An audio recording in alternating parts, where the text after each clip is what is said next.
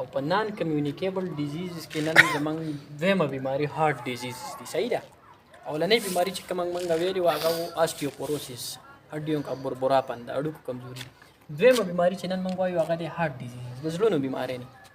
نو دا یو خبره یاد ساتئ، د زړونو بیمارۍ چې دي دا مختلف قسمه دي، دا یوه بیماري نه ده. صحیح ده. د زړه مختلف قسم بیمارۍ نه کېدلی شي.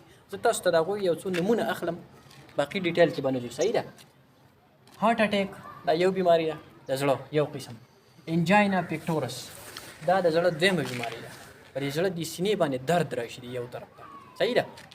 دا دویمه بیماري شوه. کارډیک آستما دا دریمه ده. پیریکارډایټس دا څلورمه، دا هارټ ډیزیزز دی. پیریکارډایټس څه ته ویلی کېږي؟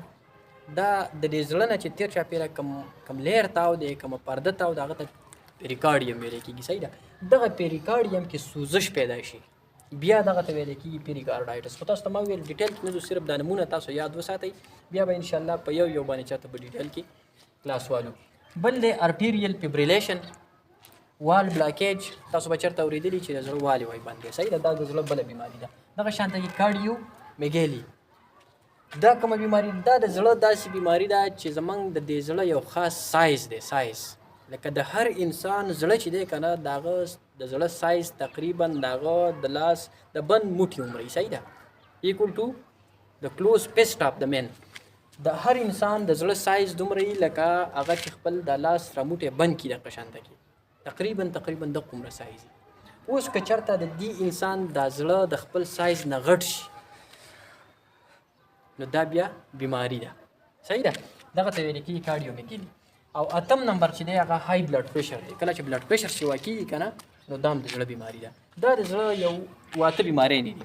خو تاسو ته ما وویل په ډیټیل کې نه ځو، بیا به انشاءالله په یو یو باندې چېرته ځان له کلاس والو. صرف او صرف تاسو دومره وپېژنئ چې دا ټولې د زړه بیمارۍ دي. اوس راځو موږ دې ته چې کوم یو انسان ته د زړه بیمارۍ نه د هغه علامات به څه وي، څنګه به انسان ته پته لګي چې هلکه ما ته د زړه بیماري شته دی. دغه علاماتو ته مثال راځو ساین اینډ سیمټمز ته. ساین اینډ سیمټمز، علامات. څه علامات کېدلی شي؟ په دې کې اولنۍ نښه چې ده که نه، ګوره دا علامات که په چا کې ښکاره شو، پکار دا ده چې دی فورا د خپل ځان معلومات وکړي چېرته ده ته خو د زړه بیماري نشته دی. کوم علامات چې درته زه وایم دې ته په غور سره غوږ کېدی. صحیح ده. اولنی ساین چې دی که نه، اولنی سیمټم، چپ طرف ته چې کله په سینه باندې درد راځي که نه، نو دا یو نښه ده د څه شي؟ د زړه د بیمارۍ. مطلب ګوره زه درته ولیکم په اردو کې سینې مې درد. ټیک شو؟ په سینه باندې چې کله درد راځي دا یو نښه کېدلی شي. خو ضروري نه ده چې خامخا دا د زړه بیماري، خو دا یو علامت دی، یو نښه ده. دویم نښه څه کېدلی شي د زړه؟ سانس کا پولنا. دویم نمبر سانس کا پولنا، ساه د انسان راماتیږي. دا نښه چې په سینه باندې درد راځي، ساه یې راماتیږي، ساه یې لنډه لنډه کېږي، دا دویمه نښه ده د زړه د بیمارۍ. صحیح ده. دا هارټ ډیزیز. درېیمه نښه، درېیم ساین اینډ سیمټمز کې چې راځي هغه څه شی دی؟ زړه دا دړکن نه، دل کا دړکن. دا زړه چې کوم دړکن کوي، دا درزیږي، دا بیټس چې کوي، دا بې ترتیبه شي. دل کې دړکن کا بې ترتیب هو رہا، دا دل کې دړکن irregular beats به موږ ولیکو انګلیش کې. irregular beats مطلب دا دی چې د زړه دا دړکن چې دی که نه، دا irregular شي. نارملی د انسان زړه چې دی دا د 60 نه واله تر د 100 بیټس پر منټس کوي. په یو منټ کې تقریبا د 60 نه واله د 100 پورې بیټس کوي. ایوریج چې دی که نه، دا نارملی 72 دی. که چېرته دا بیټس د نارمل نه راکمیږي، د 60 نه راکمیږي پر منټ، یا د 100 نه سیوا کېږي، تیزیږي، نو دا هم نښه د څه شي ده؟ د زړه د بیمارۍ کېدلی شي. پکار دا ده که دا نښې په یو انسان کې راپورته کېږي، نو چې دی د خپل ځان معلومات وکړي. ښه، د دې نه علاوه بله نښه څه کېدلی شي؟ څلورم نمبر پین in left side, left body. د انسان چپ طرف ته چې کومه باډي ده، چپ طرف ته سینه شوه، دا ولی شو، دا لاس شو، دا څټ شو، دغه شانته کې دا جامه شوه، که په دې سایډ باندې د انسان چېرته درد راځي، تکلیف راځي، نو دا هم د څه شي نښه ده؟ د هارټ ډیزیزز. میبي چې دې انسان ته د زړه بیماري. خو تاسو ته ما وویل دا فرض نه ده چې ګنې د یو انسان په سینه باندې درد رالی دا خامخا د زړه بیمار دی. یا یو انسان په چپ لاس باندې درد رالی ګنې دا خامخا چېرته د زړه بیمار دی. نه دا فرض نه ده، خو کېدلی شي یو نښه ده، یو علامت دی. د دې نه علاوه 5 نمبر بېهوشي، انسان باندې بېهوشي راځي. بله نښه څه شی کېدلی شي؟ 6 نمبر سویټینګ، پسینه آنا، ٹھیک شو، خوله پې راځي. اوس دا نښې که په کوم انسان باندې راځي، مثال एकदम یو انسان بېهوشه شي، خوله پې راشي، په دې چپ سایډ باندې په سینه کې مو ترخې ترخې څړیکې کېږي، درد کېږي، په دې چپ سایډ باندې مې درد رالی، خولې پې راماتې شوې، بېهوشه شو ولوېدلو. دا نښې د څه شي کېدلی شي؟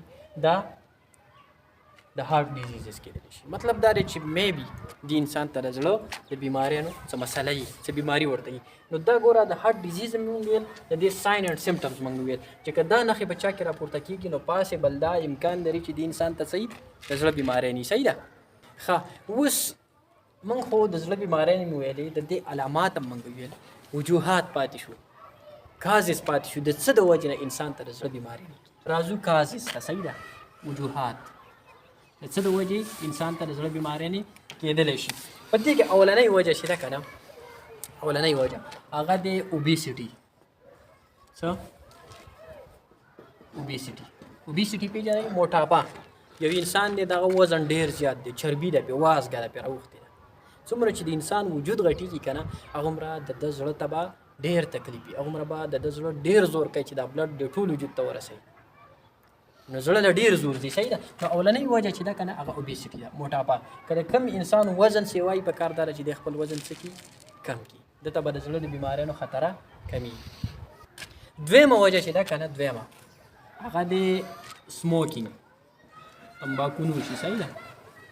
کوم انسان چې سموکینګ کوي، سیګریټ څکي، چرس څکي، شراب څکي، الکوهل، دا شیزونه کوم انسان استعمالوي که نه، نو دې انسان لیور، د ده هارټ، د ده بلډ، دا خطره دا شته دی چې دته د زړه بیماری دي وشي. نو دویمه وجه چې ده هغه سموکینګ شو. دریمه وجه څه کېدلی شي؟ دریمه وجه چې ده که نه هغه د ټینشن، ډیپریشن، انزایټي. په دې انسان ته څه پریشانۍ نه وي، تکلیفونه. تاسو به کتلي چېرته په معاشره کې چا سره ظلم کېږي یا څه یېرې ورته ترټس یي، خطرات یي که نه، دې انسان ته د زړه بیمارۍ نه کېږي، هلکه وایي د خفګان نه ورته هارټ اټیک. نو درېیمه وجه څه شی کېدلی شي؟ ټینشن کېدلی شي. صحیح ده؟ څلورمه وجه چې ده که نه هغه کولیسټرول، فیټس، چکنای. کولیسټرول داسې خوراکونه کوي چې هغه ډېر زیات غوړي، په هغه کې ډېر زیات فیټس وي. دغه انسان ته د هارټ ډیزیز زیاته خطره ده. صحیح ده؟ او 5مه وجه چې ده که نه کاز هغه د آرام طلبي، ورته موږ په اردو کې ویلی شو. څه؟ آرامه طلبي. مطلب دا دی چې یو انسان ډېر زیات ناراسته دی. داسې یو انسان دی چې هغه اکسرسایز نه کوي، سپورټس نه کوي، ګیمونه نه کوي، بس ټول عمر خوراک کوي او په کټ کې پرېوځي. د ده انسان زړه هغه شانته کې مسکولر نه وي،